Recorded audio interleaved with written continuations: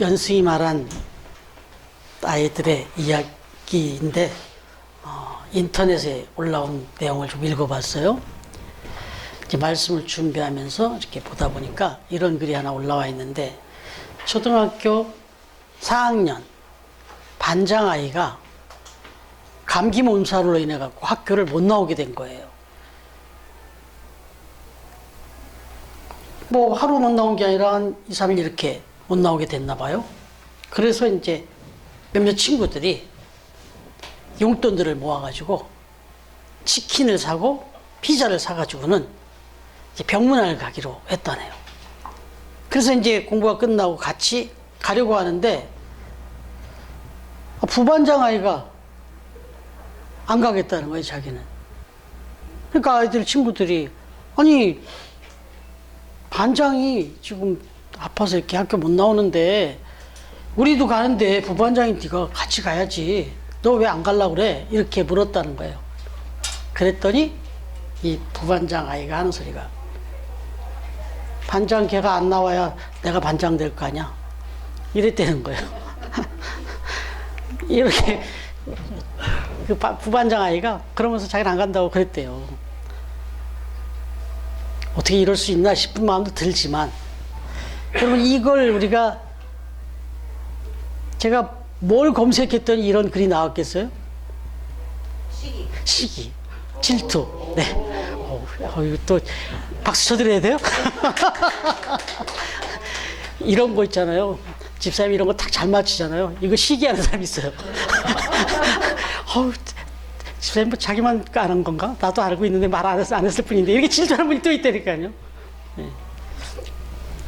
이걸 이제 시기다, 질투다, 이걸 제가 이렇게 말씀을 준비하면서 검색했더니 이런 이야기가 툭 나오는 거예요. 근데 이게 어른들은 이게 잘 안 드러나잖아요. 근데 아이니까 금방 탁 드러났어요, 그냥. 여러분, 예일대학의 심리학 교수인 살로비라고 하는 박사님이 계신데, 그분이 범죄 심리학을 또 아주 전문가로 이렇게 알려져 있는데, 미국에서 일어나는 범죄의 한 20% 이상이 다 시기와 질투 때문에 벌어진다네요. 그 범죄 벌어진 것에 대해서 이렇게 분석을 해봤더니, 그 동기를 분석해봤더니 시기와 질투 때문에 범죄를 한 율이, 사건이 10개면 2건은 그런 것더라. 상당한 퍼센트인 거죠, 사실. 그만큼 시기와 질투라고 하는 것은 참 무서운 거예요. 정말 이건 우리가 경각심을 가져야 되고 조심해야 되는 부분이다. 그래서 오늘 말씀해 보니까, 사랑은 시기하지 아니하고, 사랑은 시기하지 아니하며, 사랑은 시기하지 아니한다, 이렇게 말씀합니다. 그래서 이제 이 시기라는 거, 성경에서 말하는 좀 이 시기, 이 부분에 대해서 좀 찾아보니까 원어의 헬라어로는 젤로이라는 단어가 쓰였는데, 우리가 잘 아는 투기, 질투라는 뜻이다, 이렇게 또 해석해 놨어요. 그런데 여러분, 이 시기, 질투, 이걸 우리가 지금 아주 부정적으로 알고 있잖아요. 그런데 본래의 뜻으로 이렇게 들어가 보면은, 이 젤로이라고 하는 이 원어적인 뜻으로 들어가 보면 부러워한다, 샘을 낸다, 조금 우리가 지금 생각하는 시기, 질투의 이 개념하고보다는 조금 더 순화되어 있고 훨씬 더 좀 부드러워요. 왜냐하면 저희 어머니가 저 자랄 때 그런 얘기를 하시는 걸 제가 여러 번 들었어요. 사람은 좀 샘이 있어야 된다. 뭘 보면 부러워할 줄도 알고, 또 샘이 있어야 노력도 하고, 또 그렇게 되려고 좀 동기부여가 된다, 이거죠. 저희 어머니는 글을 배우신 적이 없으신 그런 분이신데 지혜가 참 많으셨어요. 이런 이야기는 제가 오랫동안 기억이 나고, 또 말씀을 이렇게 묵상하는 가운데서도 그 말의 의미를 좀 많이 생각하고 있어요. 다른 사람이 뭔가 성공을 하고 뭔가 행복하게 살면 좀 셈이 나야 된다는 거예요. 다시 말하면 좀 도전이 돼야 된다는 거죠. 그런 걸 보면서 좀 부러워하고 좀 도전이 돼야 된다. 자극이 돼야 된다는 거예요. 이건 아주 긍정적인 면에서 이런 얘기를 말씀드린 겁니다. 그런데 오늘날 우리 인간들이 보여주는 시기와 질투, 사실 이게 본성이에요. 본성. 우리 인간의 본성 속에 이게 있습니다. 그런데 이걸 바꿔 말하면 본성은 도대체 우리가 어떻게 타고난 거예요? 하나님의 형상대로 지음받았기 때문에 우리 안에 들어있는 이 시기 질투의 이 본성이 누구한테 있는 거냐면 하나님한테 있다는 거예요. 원래 시기 질투는 하나님의 형상이에요. 이게 무슨 소린가 싶겠죠. 그래서 제가 미리 좀 부탁을 좀 했습니다. 우리 최연승 어린이 출애굽기 20장 말씀, 다른 말씀이 아니라 하나님이 십계명을 우리에게 말씀하셨단 말이죠. 모세에게 말씀하십니다. 이렇게 살라. 그런데 거기에 하나님이 나는 어떤 하나님이라는 걸 보여줍니다. 나는 어떤 하나님이다 하고 이제 자기를 밝히는데, 한번 출애굽기 20장에서 3절 한번 읽어주실래요? 연승이? 네. 너는 나 외에는 다른 신들을 내게 두지 말라. 예, 이게 1계명이죠. 그러면 4절. 너를 위하여 새긴 우상을 만들지 말고 또 위로 하늘에 있는 것이나 아래로 땅에 있는 것이나 땅 아래 물 속에 있는 것에 어떤 형상도 만들지 말며 계속해서. 예. 그것들에게 절하지 말며 그것들을 섬기지 말라. 나 내 하나님 여호와는 질투하는 하나님인즉 나를 미워하는 자의 죄를 갚되 아버지로부터 아들에게로 3,4대까지 이르게 하거니와 나를 사랑하고 내 계명을 지키는 자에게는 1,000대까지 은혜를 베푸느니라. 예, 여기까지. 예. 거기 지금 4절에 하나님이 나는 어떤 하나님이라고 나와요? 이게 무슨 말이에요, 이게? 그러니까 하나님의 성품 속에 질투가 있어요. 그게 우리에게 주어진 겁니다. 그런데 왜 하나님이 보여주신 질투는 그렇게 우리가 생각하는 그런 질투 아닐 것 같지 않아요? 그죠? 하나님이 우리처럼 막 시기하고 질투하고 미워하고 막 증오하고 막 그 사람이 잘 되는 걸 막 못 보고 막 끌어내리려고 그러고 이런 질투겠냐고요. 아니라는 거예요. 지금 여기서 얘기하는 하나님의 질투는 선한 것이었어요. 그 선한 질투의 그 성향이 인간에게 똑같이 주어졌는데, 타고났는데 이게 타락하면서 변질된 거예요. 적어도 지금 우리들이 보고 또 우리 느끼는 질투와 시기는 타락된 거예요. 변질된 거라고. 여러분, 그러면 하나님이 나는 왜 질투의 하나님이라고 얘기하느냐? 그것도 십계명을 얘기하면서 나 외에 다른 신을 내게 두지 말라. 어떤 새긴 우상도 만들지 말라. 그리고 우리 연승이 7절 한 번 더 읽어줄래요? 너는 내 하나님 여호와의 이름을 망령되게 부르지 말라. 예, 그 다음에 8절로 가보세요. 안식일을 기억하여 거룩하게 지키라. 예, 여기까지. 이 지금 10계명을 나누면은 1계명부터 4계명까지는 대신 명령, 하나님과의 관계의 명령이었어요. 그리고 5계명부터 10계명까지는 대인 명령, 사람과 사람 관계의 명령인데, 적어도 하나님과의 관계에 있어서 나에 대해서 어떻게 하라고 계명을 4개를 줬는데, 이 4계명이 다 뭐냐면 질투의 내용이에요. 보세요. 나 외에 다른 신 절대로 만들면 안 된다. 나만 섬겨라. 오로지 나만 섬기라는 거예요. 그리고 어떤 우상도 만들지 마라. 어떤 것도 우상을 삼지 마라. 오로지 나만 봐라. 나만 바라봐라. 내 이름을 망령되이 일컬지 말고 내 이름을 아주 공경하면서 그걸 고귀하게 여기면서 살라.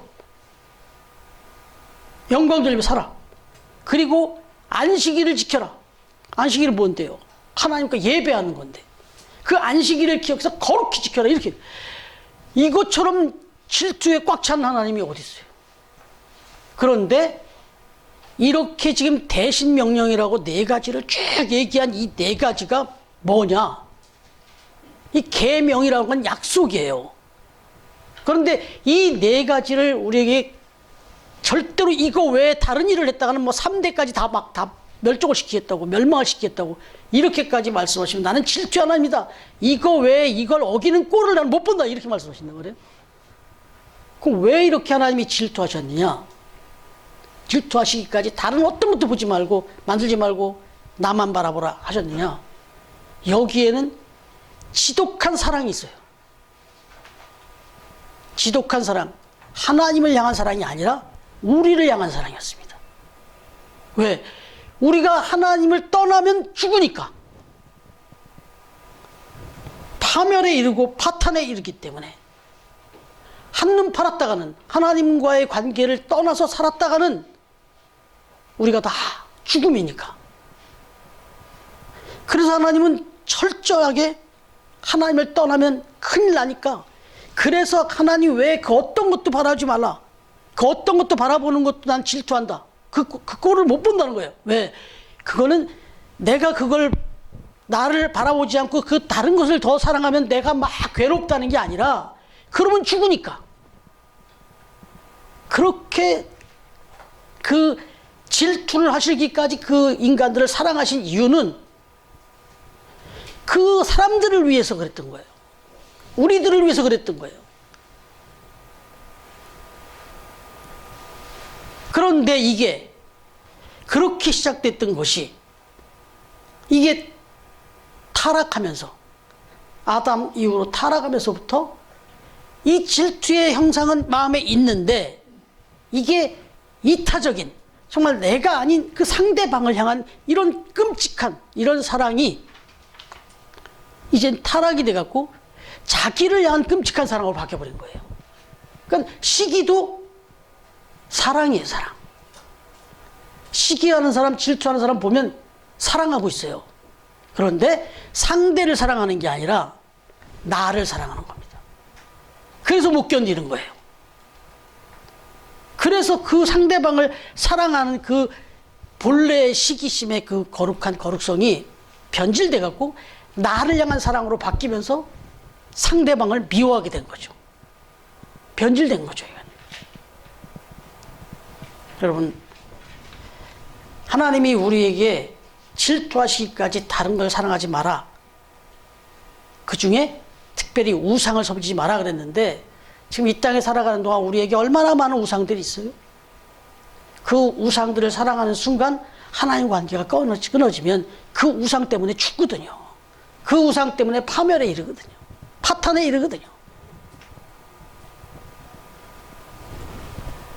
여러분, 이제 여기서 그 엘칸나라고 하는 이 질투의 하나님이라, 이거는 제가 또 기회가 되면 다시 한번, 하나님의 이름이 성경에 수십 가지가 나오는데 그걸 하나하나 한번 같이 또 묵상하고 나누는 시간을 가질 테니까 그때 또 이야기하기로 하고, 우선 여기서 하나 우리가 힌트를 얻을 수 있는 것은, 이 질투의 중요한 특징은 뭐냐? 관계가 아주 밀접한 사람들 사이에서 벌어진다는 거예요. 이게 전혀 관계가 없고 좀 거리가 있는 사람한테는 질투도 별로 안 생긴다는 거예요.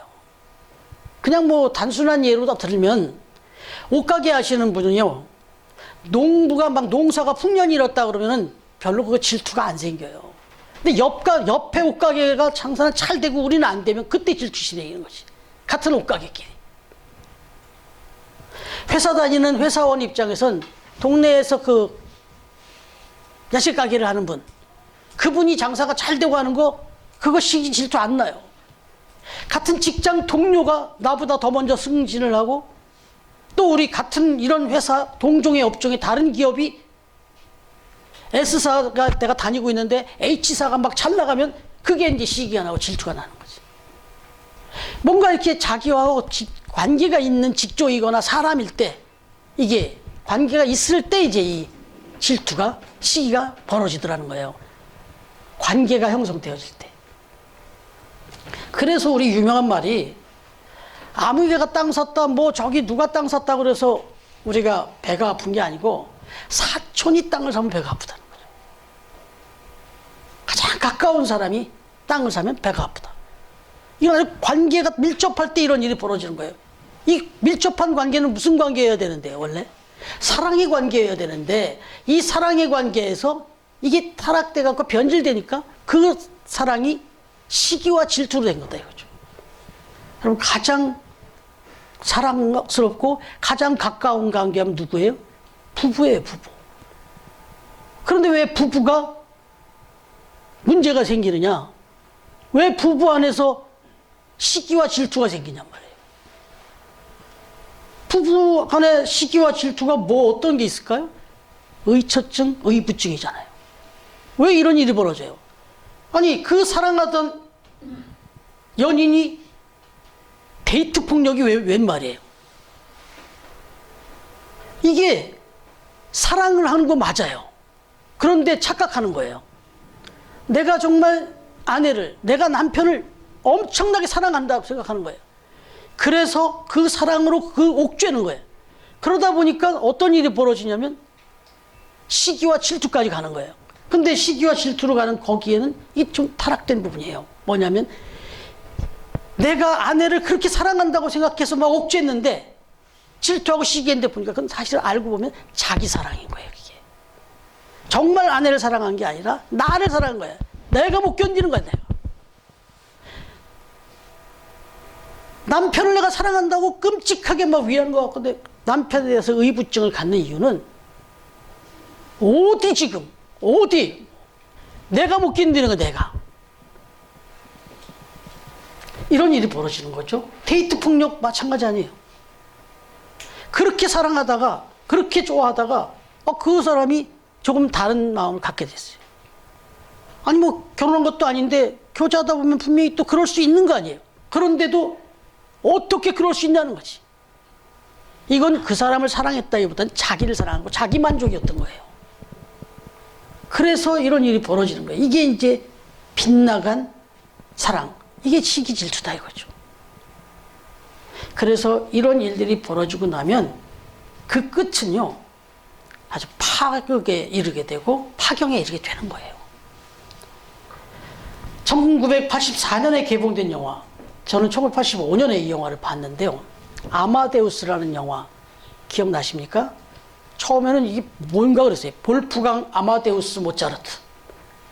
아마데우스에서 누군지도 몰랐어요. 근데 이게 모차르트를 얘기하는 이제 풀네임이 볼프강 아마데우스 모차르트. 18세기에 아니 지금까지 그의 닉네임이 이거예요. 신이 사랑한 천재다. 하나님이 사랑한 천재다. 이런 닉네임이 붙었어요. 그 정도로 천재적인 음악가. 뭐 5살부터 뭐 작곡을 했다고 그렇게 알려져 있는데 정말 많은 사람들에게 추앙을 받았던, 인정을 받았던 그런 천재인데 이 아마데우스라는 영화가 독특했던 것은 일반적인 생각, 우리가 그렇게 일반적으로 배웠고 알려졌던 그 모차르트가 아닌 그 궁중의 악장이었던 또 한 명의 천재적인 음악가 살리에르라는 사람, 이 사람의 눈으로 이 영화를 그린 거예요. 그래서 그 영화 속에서의 아마데우스는 저도 그 영화를 보면서 야, 저렇게 천덕꾸러기, 아주 천박한 그 웃음소리며 그 행동이며 이게 살리에르 눈에 보인 모차르트를 영화로 그대로 그려놓은 거죠. 실제로 모차르트가 그랬다는 것은 아니고 그런 면이 있었겠지만 어쨌든 모차르트 눈에는 너무너무 좀 이해하고 들으세요. 이해하기 쉽게. 정말 재수 없어요. 모차르트는. 정말 비호감인 거예요. 왜요? 아니 동시대 한 음악가로서 시각에서 보니까 이 살리에르가 볼 때 궁정 음악가까지 돼가지고 자기가 최고의 그런 음악가라고 생각을 하고 있는 중에 정말 허접한 인간이 하나 나타났는데 이게 뭐 연주고 작곡이고 뭐 그 자리에서 막 어마어마한 곡들을 연주해내는데 질투가 생긴 거예요. 시기가 난 거예요. 그래서 어느 이 시기가 어디까지 올라가겠어요? 하나님 앞에까지 올라간 겁니다. 아니 도대체 내가 하나님을 향해서 그 영광스러운 음악을 많이 만들고 최고의 음악을 만들어내면서 그렇게 열심히 그렇게 준신 재능 갖고 했는데 아니 어느 날 보니까 저런 천박한 인간이 나타나가지고 내 재능을 무색해 만들고 그렇게 천부적인 모습을 보이니까 아니 저런 인간에게는 저렇게 멋진 재능을 주시고 어떻게 나는 재능을 여기서 요 정도에서 저런 재능을 보고 들을 정도의 재능밖에 안 주셨느냐라고 불평을 하는 거예요. 그러면서 엄청나게 질투를 하고 시기를 하고 결국 이 시기와 질투가 이제 점점점 확대돼서 모차르트를 파멸의 길로 몰아가죠. 그래서 결국 35살의 나이에 모차르트가 요절하죠. 적어도 이 영화 속에서 보면 모차르트를 몰아갑니다. 아주 경무로 몰아가죠. 그렇게 해서 죽게 되죠. 여러 가지 그 사인에 대해서 설이 많이 있지만 적어도 그렇게 몰고 갔어요. 그래서 결국은 그렇게 모차르트가 죽죠. 그런데 모차르트 죽이면 이제 자기가 1인자가 됐냐? 결국은 이 살리에리 역시 죄책감에 시달리면서 정신병원에 입원하게 되고 결국 비참하게 생을 마감하게 되죠. 결국 질투심이 천재를 요절하게 만들었고 결국 자신도 몰락하게 만든 그런 영화를 이렇게 그렸는데 야고보서 3장 16절의 말씀입니다. 시기와 다툼이 있는 곳에는 혼란과 모든 악한 일이 있음이라 이렇게 말씀하고 있는 거예요. 여러분 성경 속에도 이런 일들이 있죠. 인류 최초의 살인사건이 벌어지잖아요. 가인과 아벨. 가인과 아벨이라고 하는 이 형제가 하나님 앞에 예배를 드린단 말이에요.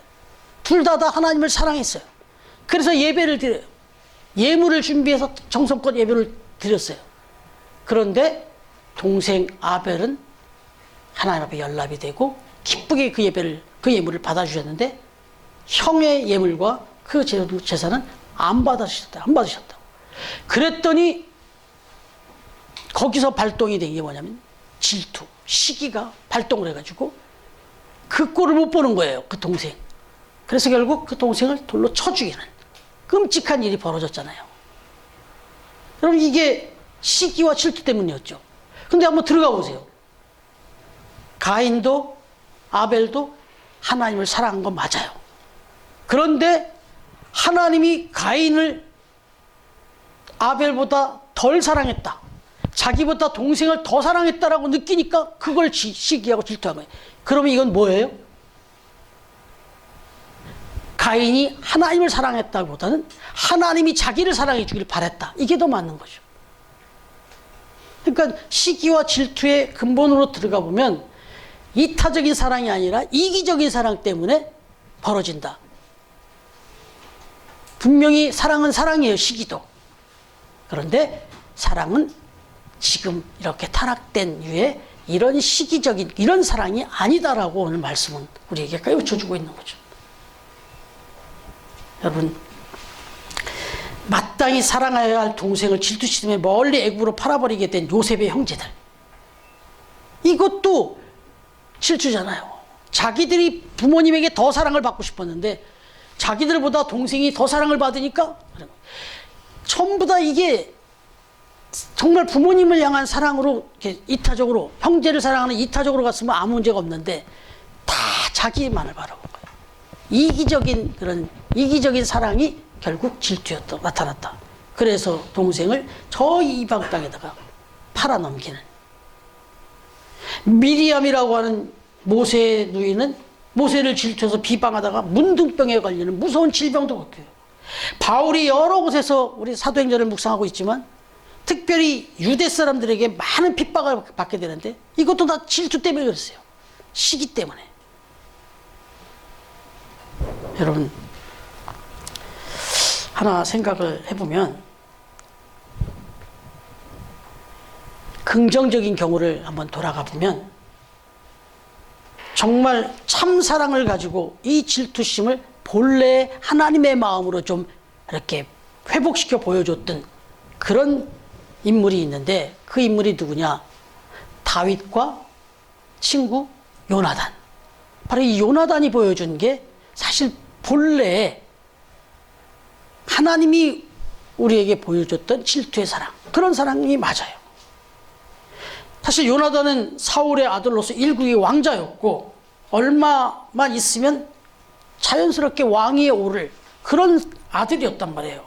그런데 그런 요나단이 친구 다윗은 아주 보잘것없는 목동 출신이었는데, 그런 목동 출신이 마치 백성들에게 막 폭발적인 인기를 얻으면서 막 왕으로 추대될 것 같은 분위기가 왔을 때 당연히 시기와 질투가 발동해야 되는데, 그걸 부러워했어요.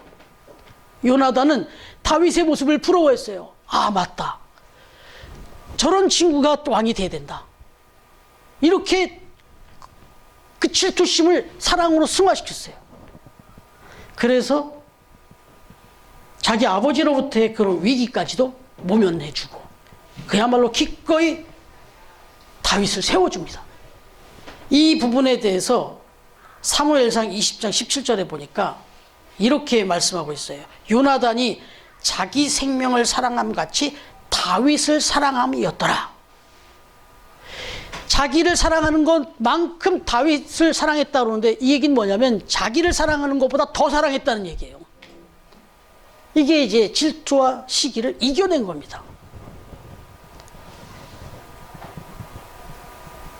여러분, 정말 사람들한테 사랑을 많이 받을 때 그 사랑을 받는 그 다윗을 보면서 시기하거나 질투하지 않고 기꺼이 그를 사랑하고 인정해 줬다. 그리고 오히려 자기도 부러워하면서 그를 더 사랑해 줬다. 이게 이제 요나단이 보여준 질투의 승화인데, 여러분, 지난번 감자탕 교회 이야기 책을 같이 한번 다 읽었잖아요. 그 읽고 같이 우리 여기 독서 토론 시간을 가지면서 그런 이야기를 이제 각자 읽은 것들 얘기하셨지만, 제가 한 부분을 이렇게 좀 더 부각시켜서 말씀드렸던 거 혹시 기억이 나시는지 모르겠어요.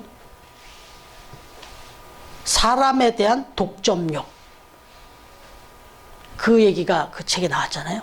그러면서 그때 제가 말씀을 여러분들 드렸고, 여러분들 깊이 크게 같이 공감을 했었는데, 목회자가 성도들을 향하여서 다른 어떤 목사님, 마치 하나님처럼 나 외에는 다른 목사 이름을 거론하지 말라, 나 외에 다른 어떤 목회자도 이야기하지 마라, 오로지 내가 전하는 말씀만 들을지니 다른 교회 목사님 말씀은 듣지 말지니라. 이런 목사님이 있을 수 있다는 거예요. 그냥 오로지 우리 교회 처음교 성도들은 김승만 목사만 바라봐야 돼, 이런 생각하면 안 된다. 얼마나 지금 많은 훌륭한 목사님들, 정말 말씀도 좋고 인격도 좋고 그런 목사님들 얼마나 많아요. 그런 목사님들 중에도 많이 들으시고 보시고, 그래서 그 부분에 비추어서 제가 부족한 거 있으면 우리 목사님도 그런 목사님이 됐으면 좋겠다 하면서 기도해 주시고, 이게 이제 아름다운 거예요. 그런데 목회자 스스로가 우리 성도님들이 제가 아닌 다른 목사님들을 거기에 막 관심 갖고 거기에 막 마음을 팔리고 이러는 걸 보면서 막 시기하고 질투하면 안 된다, 그 얘기를 했죠. 그리고 또 한 가지 얘기한 것은, 성도들도 목사님이 나보다 B 집사님을, A 권사님을 더 좋아하는 것 같아, 더 사랑하는 것 같아, 그러면 그걸 또 못 견디는 거 있어요. 이래서는 안 된다. 성도와 성도 간에도. 그게 사실 그런 경험 하잖아요. 저분은 정말 내가 또 좋아하기도 하지만 저분은 나를 그렇게 좋아하는 줄 알았어요. 그래서 나도 그분한테 특별한 마음을 했더니 어느 날 보니까 나보다 더 좋아하는 사람이 있네, 나보다 더 친한 사람이 있네. 난 나랑만 식사하고 나랑만 만나는 줄 알았더니 어느 날 봤더니 아무개하고 걸어가고 있네, 아무하고 식사하고 있네. 갑자기 급 실망을 하고 급시험에 드는 이런 일 없애된다는 거예요. 이게 시기 질투거든요. 이게 시기 질투의 그 변질된 모습이다. 여기는 사랑이 아니라 지극히 이기적인 거다. 왜? 그 사람은 다 나만 사랑해야 되고, 저 목사님은 나만 좋아해야 되고, 이 성도들은 다 나만, 이 목사만 바라봐야 되고, 이런 이기적인 이런 마음, 이걸 버려야 된다는 거죠. 시기와 질투. 여러분, 이건 정말 교회 안에서 또 가정에서 우리 삶의 자리 직장에서든 정말 얼마나 자주 경험하는지 몰라요. 이걸 이겨내야 된다. 그래야만 존중도 가능하고 배려도 가능하죠. 아니, 존중하고 배려해야 이런 일들이 또 가능하죠. 여러분, 하나 부탁드려 볼게요. 지금 옆에 분들한테, 앞에 분들한테 손을 살짝 대시면서 나는 당신을 절대로 시기하지 않겠습니다. 한번 해보시죠. 나는 당신을 절대로 시기하지 않겠습니다. 하나 더 해볼까요? 나는 진정으로 당신이 훨씬 나보다 잘 되기를 바랍니다.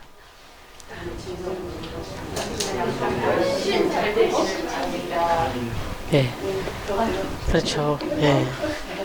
그래서 우리가 광고 시간에 사랑합니다. 축복합니다.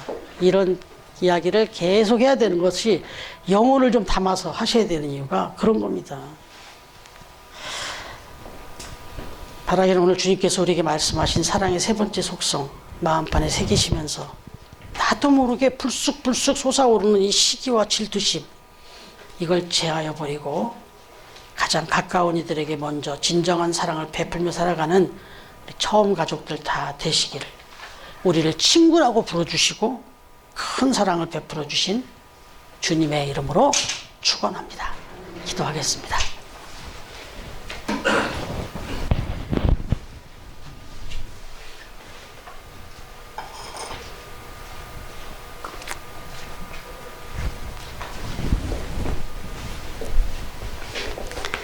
하나님 아버지, 감사합니다.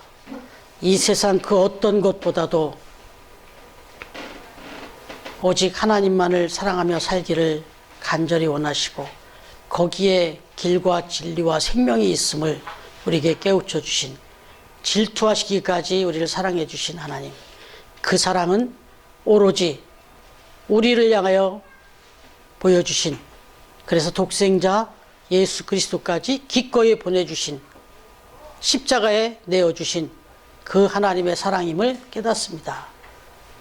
이 본래의 이 사랑의 마음을 우리가 잘 회복하고 우리 안에 불쑥불쑥 변질된 그 모습으로 나타나는 시기와 질투를 버리고 바로 내 곁에 내 가족, 내 사랑하는 또 이웃들, 그리고 사랑하는 우리 교우들, 서로 진정한 하나님이 보여주신 진정한 사랑으로 그렇게 아름다운 공동체를 이루어가는 우리 처음 가족들이 다 될 수 있도록 축복하여 주옵소서.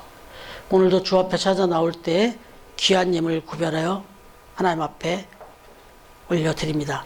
이 예물을 드리는 손길마다, 그 가정마다 하나님의 은혜로 넉넉하게 30배, 60배, 100배 채워주시고, 특별히 강건하게 영육간의 강건함을 주시고, 그리고 이 예물이 쓰여지는 곳에서 하나님의 사랑이 온전하게 나타나고 또 하나님의 나라가 회복되는 그런 역사가 있기를 다시 한번 간절히 기도합니다.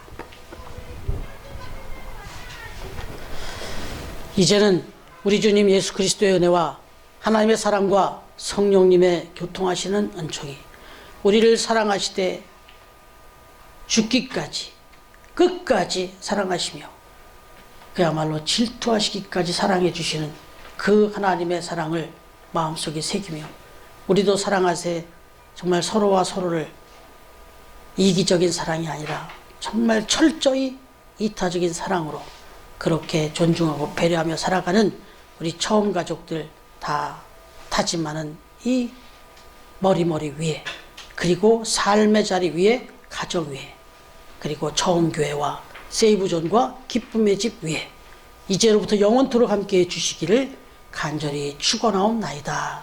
아멘.